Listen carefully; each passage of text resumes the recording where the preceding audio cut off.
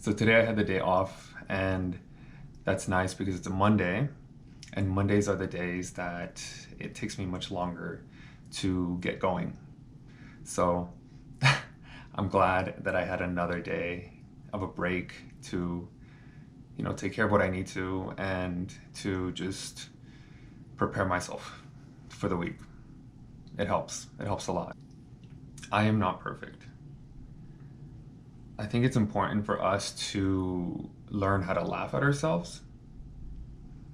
And watching my episode 24 podcast, I laughed at myself a lot. I actually had a long night the day before, and I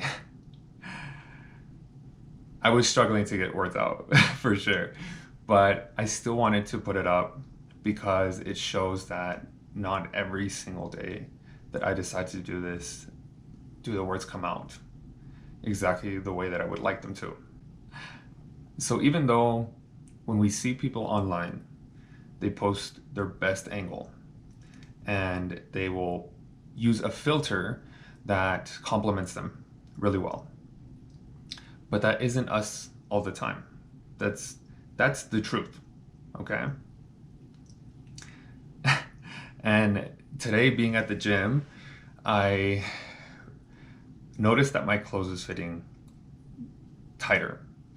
And some days I look thick and some days I look more chiseled. That's okay. I do not look the same all the time. But that's not a reason to not go. If we decide that we're not going to take the time to do that, then nothing is going to change. Because we have to be the ones who, even if we have those days, we still make it out there. I had one of those days the other day. And no matter what I did, I just didn't feel like I was performing at my best. And even when I did cardio, so cardio is usually the thing that I do last at the moment. And with my cardio, it helps me to receive clarity of mind. And that's where my ideas come. So anytime that I decide to post something, it is because I have been running and I receive an idea that I want to share with people. So I did either 8 minutes or 13 minutes, and I saw that I was just, I was tired. Like, okay, I even felt when I first started running, so that first minute, that the bottom of my foot was like pulling, and that is a sign already that my body is just fatigued and it just doesn't want to continue to run. But because how I am, I just like, I'm there, so why not just do it? So I just, started running, but I went, 8 minutes, I went 13 minutes, and it just wasn't feeling right. So I had to just leave. And, most of those days I don't post. I don't want to give that negative energy, I don't want to put that negative energy out there, but that's okay. Like, it doesn't mean that every single time that we go, it is a positive and a fruitful day. So perfection is a mirage. And because I write, I actually like to look up definitions of words and also synonyms to words because I want to know like what word I can use that would express my idea better. So let's go check this one sec. This is the second definition of mirage. So the first one is real long. Okay? It has to do with like the atmosphere. But the second one here, it says something that appears real or possible, but it's not in fact so. And I've said this before, but when it comes to the size difference of our body, that is like a mirage. Because we will always have one body part that's bigger than the other body part. What I mean is one arm will always be bigger than the other arm. And no matter what, we actually will never get to the point where they are the same size. But over time, as we train, what happens is that we get to a point where it's less noticeable. And then we become a human mirage, because people, they can't tell the difference. That is the mirage of perfection. You know, we're showing what we're showing our best angles. And people think that we're doing great, and we're not always doing great. That's why I'm okay with, you know, answering phone calls when people need me and they need to talk to me, because I get it. I get it, and I don't need you to be perfect, smiling and happy all the time. And I've been there before. I know that I can't take your problems away. Actually, the best thing I could do is I could listen to them. I could show you that I actually care. When I went through those things, I also needed somebody to show me that they actually cared. I know that the next day you will still go through those problems. Like, one of my love languages is touch, and it would be so easy for me to just come and hug you, you know, and just like let you cry. But the next day you'd still wake up into those problems. So it wouldn't take it away, but it would give you a moment to be able to get it out of your head. I think that's what's important, because if we can verbalize the things that we're going through, then it helps to release them and also to organize them, so that we're not just allowing these things to continue to grow in our head without ever giving them the time and the chance to come out. When we see people on social media, you know, we see them smiling, we see them look very beautifully. And beautifully is actually not a word. It's not a word. Okay, so I looked this up, right? Even before I did this, and I put in, is beautifully a word? And it says you could use beautifuler, or you could use beautifully, but that doesn't make sense to me, because when I think about it, what I'm saying is I see your pictures beautifully. Like, they are more than beautiful. And when I think beautifully, then I think of full of beauty. How is beautifully not a word, but beautifully a word? Okay, to me it was a lot funnier when I said it the first time. Because as I work on myself, I post the things that I find meaningful to me. And that may provide an image that things are always going well, but that's not the case. But the days that I don't post, I use that energy to take care of myself. You know, I stop, I give myself a break, I rest, and I breathe. You know, when you were growing up and we had long hair, and you put your hair to one side, and you always had the guy who was always like, yeah, I did that too. But right now that I have my hair parted like this, I have to do the double, like, there we go. Okay. So,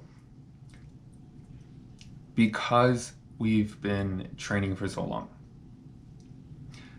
it looks like a lot of what we post is all good, is all motivational, positive, you know. And if you know about the 10,000 hour rule, let's open that up here. So I looked up the 10,000 hour rule before I made this video, and actually the first thing that came up was a Justin Bieber song. When did Justin Bieber take this song? Like, this is not his term, but I guess he was the first one to make a song for it. So let's take a look at it. Okay, let's go here. So I was looking for, where did he even say 10,000 hour rule? And hey, when I was younger, I used to sing. I used to have a more high-pitched voice. And actually, hey, I was telling my friends this the other day because we went to a Valentine's Day. It was me and two girls, and uh, this got brought up. But um, when I was growing up, I used to sing. I used to just do like little performances, and I was told that I could be like Enrique Iglesias, you know, and I took it as such a compliment, you know, because at the time he was like pretty big, and I I mean, I don't know if my singing was even close to his, but I appreciate it. I appreciate the compliment. I'm just gonna read the words, okay? So, and this is the Justin Bieber song, the 10,000 hours. Okay. So, where did it start? Okay. It says, when you close your eyes, tell me what you're dreaming, everything. I want to know it all. I'd spend 10,000 hours and 10,000 more. Oh, if that's what it takes to learn that sweetheart of yours. Okay, Justin Bieber. No wonder. No wonder people like you. He can take it. He can take those words. It's okay. But let's scroll down even further and let's see what this is. So it says Gladwell explains that reaching the 10,000 hour rule, which he considers the key to success in any field, is simply a matter of practicing a specific task that can be accomplished within 20 hours of work a week for 10 years. So I wanted to calculate how long I've been working out. And I think I did this before, but I'm much closer, of course. It's been a few years. And just to be conservative, I would say 2 hours a day for 5 days a week. But that's not necessarily the case because there's been days where I have worked out for 3 hours. When I was with the strongman, sometimes sorry, my hair got in the way. Okay. When I was working out with them, sometimes they would do like 3 hours. That's a long time. And, a few years back when I was on juice, I did 10 times a week in the gym. And that's 7 days a week. And then Monday, Wednesday, Friday, 2 days. I definitely have done more, okay, than 10 hours a week. But just to be conservative, we're going to put it at 10 hours a week. So that's 2 hours, 5 days a week. We have 52 weeks in a year. So 52 times 52, we have 520. And we have been training for 17 years. So put 17, and that brings us to 8,840 hours, roughly. Okay. So when I was reading about that 10,000 hour rule, it comes out to be 20 hours a week for 10 years. But it looks like what I'm doing is 10 hours a week for 20 years. So I am a little bit behind, but that's okay. Like we don't have to be, and we don't have to compare ourselves to other people. We can take our time. We can take our time and we can learn as we go. That's what we've been doing since the beginning. We've had years where we just did the same things because we didn't have, the equipment, and we've learned over time. If you're just barely getting into working out, you should know that every single year you're going to learn something new. Even if you do similar workouts, even if you improve just a tiny bit, your body actually changes and it adjusts and it becomes more capable of doing what you need to do, doing the things that you've been practicing. Let me give you a little morsel of knowledge, okay? Something that maybe you don't do. And this is something I learned from powerlifters.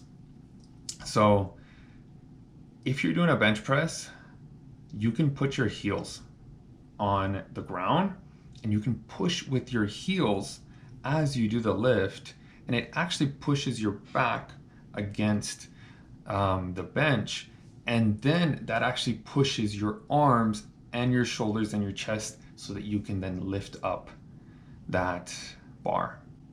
So it is not just about using your arms and chest. Like, come on. That's how you do 3 plates. That's how you do 3 plates. When I first did 3 plates, I had to give it everything I had. My ass was not off the bench. I would push with my heels, then I'd press up my back against the bench. Then I would push with my arms and lift up. And actually, it's not even a straight motion. It's like a curved motion. It's not just like an up and down. It's like a curved motion like this. It's a curved motion. Yeah. And hey, the more that you grow, the more that your body changes, the more that you see that even other muscles, they take care of you. So when you're benching, you actually use your back too. Your back will catch the weight. So just a tip, you know. So if you watched episode 23 of my podcast, did you notice I was wearing blush? I was wearing a lot of blush. It was like my 3rd time using makeup, and the first like 2 times it was like very cakey and I didn't know what I was doing at all. It's much harder than it looks. After a few times, you know, I think I've gotten a more natural look, and actually what I bought is like really close to my skin tone, so you could barely notice it, which is cool. So there's a term that is used online that goes like this. There are bruh girls and there are high girls. And if you're my age, I'm sure you know what they mean. A bruh girl is a girl who has like a sense of humor and a personality of a guy. It doesn't necessarily mean that they look like a guy, but that they act like a guy. And a high girl is more of the typical girl that you would think of. And I am like a high guy, okay? What's funny is that bruh girls go well with high guys. So it actually works just having those 2 opposites, you know? This is embracing my feminine side. And hey, doesn't it look pretty good, right? I'm getting better. If there is a K-pop group that needs an English singer, hit me up. You know, I could just mouth the words in Korean, and then when the English part comes, I will sing. I'll be the singer, you know? Or I could just learn Korean. You know, why not? We are never too old to learn something new. I remember I had watched a performance that we did back in high school, and I was not in sync with anyone. Like I thought that I would be, but seeing it, you know, on video, I saw, oh, okay, I was just a little bit behind, but I was following the words of the song, and the crowd was always cheering us on, especially the polys. The polys are great at hyping people up. I noticed that in my last video, I actually didn't talk about what the uncanny counter even was about. I actually just let you know that it was one that I recommend, and I still recommend it. But let me just give you a little explanation of what it's about. The uncanny counter is about a group of individuals. They can expel demons, so people get possessed with these spirits and they start going crazy and doing these things that they normally wouldn't do. This group of individuals, they will go and they will expel the demon. They're actually not supposed to kill them, but they're supposed to just expel the demon. You get to see the story of each one of the characters and pretty much how they got to that point, and it's really good. So definitely a recommendation. Last night I started another one. It's called The School Nurse Files, and The School Nurse Files has the same actor from Startup. It's Do-san, Nam Do-san. If you know what I'm talking about. Usually when I watch K-dramas, I think about like a romantic love story, and that's what I expect. And I don't know if this is going to become that over time, but in the very first episode, in this very beginning, it's not that at all. It's like this is a very strange show. but I like that too because it's nice to have both, you know.